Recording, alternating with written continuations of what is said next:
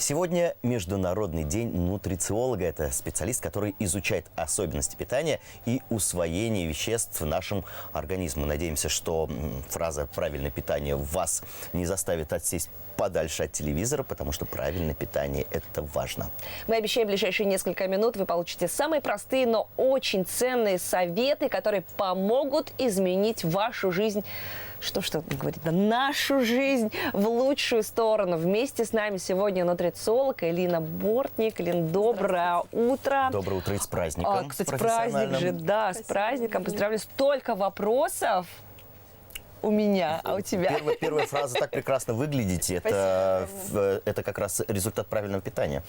В том числе, да. Ты мне так никогда не говорила. Ну, потому что мы с тобой иногда... Одинаково примерно. Нет, мы иногда с тобой питаемся. пищу принимаем одновременно, и я не уверен, что ты всегда правильно питаешься. В начале, нового дня вопрос логичный, который у Дамира тоже возник. С чего начинать? Воду.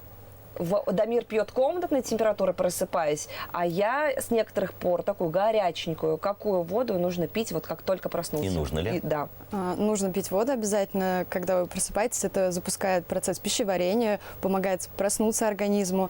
Ну и, конечно, лучше потреблять воду более горячую, то есть 50-60 градусов, для того, чтобы улучшить текучесть желчи и профилактировать паразитоз. Так, это что, профилактировать паразитоз? Это... Да, у нас паразиты очень любят жить в желчи, и когда есть застой желчи, в этом случае, конечно, там может преобладать паразитоз. В общем, будьте уверены, что помимо вас паразиты еще и в квартире есть, они внутри. И это нормально, по всей видимости, простите, да? утро, да, приятного аппетита, возможно, тем, кто завтракает. Я предлагаю, знаешь, о чем поговорить? Ну, есть уже там правила составления тарелки, то, что там овощи, это полезно. Но это уже прям совсем очевидные вещи. Давайте что-то как-то более поглубже, что у нас образовательная, скажем так, еще составляющая. Каши. Едим утром? Да. Полезные и бесполезные каши? Можно есть каши утром, но их лучше, конечно, разнообразивать еще помимо этого, добавляя белок, то есть яйца, клетчатку. И Клетчатка – это зелень. Зелень, овощи, фрукты, ягоды. Самая бесполезная каша? Манная каша, она является топом, потому что в ней большое содержание клейковины, то есть люди, у которых есть непереносимость глютена, они будут, конечно, от нее страдать. Ну и плюс в ней достаточно мало количества витаминов и минералов. Все чаще слышу белки. Почему так часто об этом говорят? Потому что это важнейший микроэлемент для нашего организма, строительный. То есть он необходим для того, чтобы наш организм чувствовал себя прекрасно. Это топливо для нашего организма.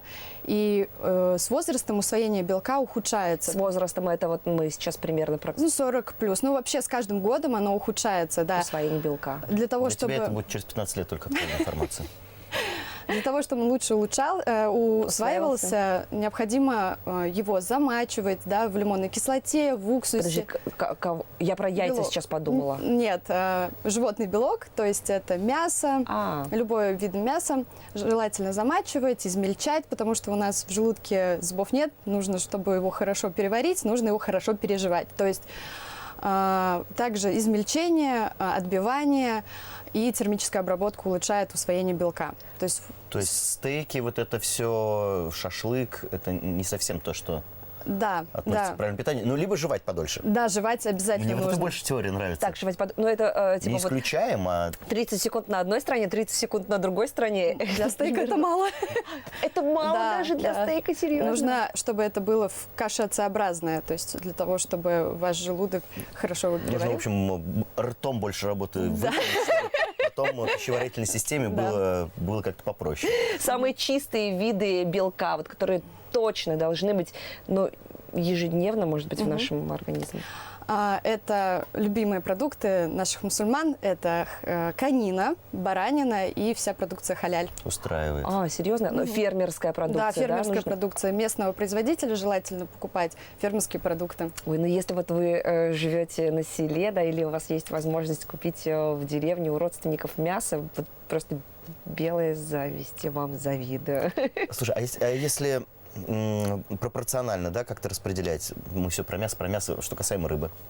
Рыба – это прекрасный продукт, представитель белка, но желательно выбирать океаническую рыбу, потому что она меньше содержания в ней тяжелых металлов, и выбирать не большие рыбы, а более мелкие. Ну, из лососевых, например, это что-то, форель какая-то? Да, может быть радужная форель. Вот, то есть ее можно тоже. Также, если замачивать, и будет лучше усваиваться. Тоже замачивать нужно да, рыбу, что ли? Можно, да. Также в лимонной кислоте. Так, значит, мясо в лимонной кислоте замачиваем, любое лучше усваивается, хорошо жуем. Рыбу в лимонной кислоте тоже, да? Сколько раз в неделю рыбу нужно есть? Можно ежедневно ее потреблять. Да. Нормально, не Главное, страшно. красное мясо не потреблять чаще 2-3 раз в неделю, потому что это противовоспалительный продукт. Уже установлено учеными. Это как это противовоспалительный продукт? Ну, то есть он может вызвать воспаление в организме, если потреблять его ежедневно. То есть лучше разбавлять это белым мясом. Это рыба, курица, индейка. Красное мясо не более 3 раз в неделю. Так, хорошо. Углеводы, ну, все мы знаем, да, это энергия. Вот что вы посоветуете есть?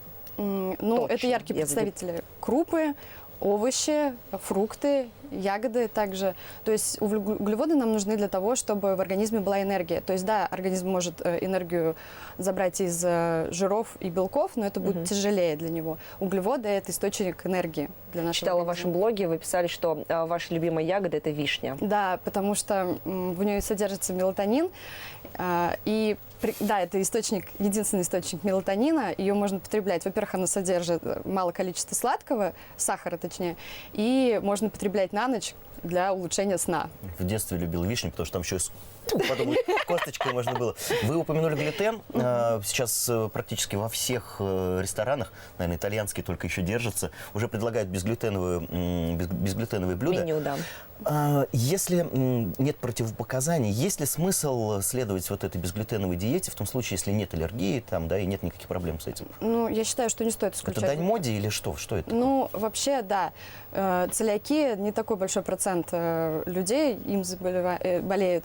И вообще лучше не исключать, потому что вы исключаете из рациона те же макро- и микронутриенты, которые необходимы для организма, и вам придется это датировать в виде БАДов каких-то. То Чтобы есть отдельно. компенсировать нехватку? Да. А какой хлеб? Если цельнозерновой, да, если, всё-таки, да? допустим, с глютеном, то это цельнозерновой хлеб, да, в нем достаточно От большое 100 рублей в пекарнях. Самые вредные продукты, по вашему мнению? Сосиски, колбасы всевозможные. Ну, что вообще нельзя, что ли, есть? Нет, иногда можно себя побаловать, но там нужно понимать, что там содержание даже самых хороших продуктов, качественных, как кажется, не больше 30% мяса там содержится, все остальное это добавки, усилители вкуса. Ну, я обычно смотрю на состав, вот вначале пишут те компоненты, которых больше, и дальше по уменьшению, да, правильно же? Да, все верно. На этикетке. Но вроде бы как мясо на первом месте стоит. Но все равно там процентное содержание мясного продукта. Если выбирать между цельным мясом и колбасой, конечно, лучше отдавать предпочтение цельному мясу.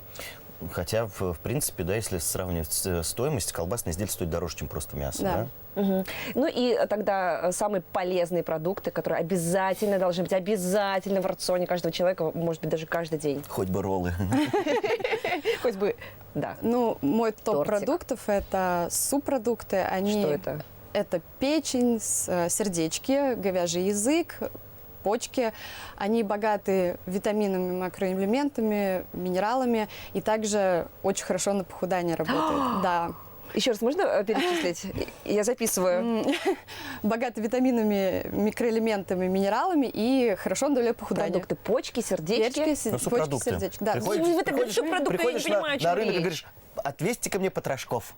И все. Да. Правильно? Потрошки как звучит, и как субпродукты звучит. Ну, выбирай. Почки, сердечки, печень, язык. Ой, язык люблю. Спасибо большое. Элина Бортник, нутрициолог, была сегодня вместе с нами. Ну, приятного аппетита всем нашим телезрителям. Самая главная мысль, главное, чтобы все было в меру.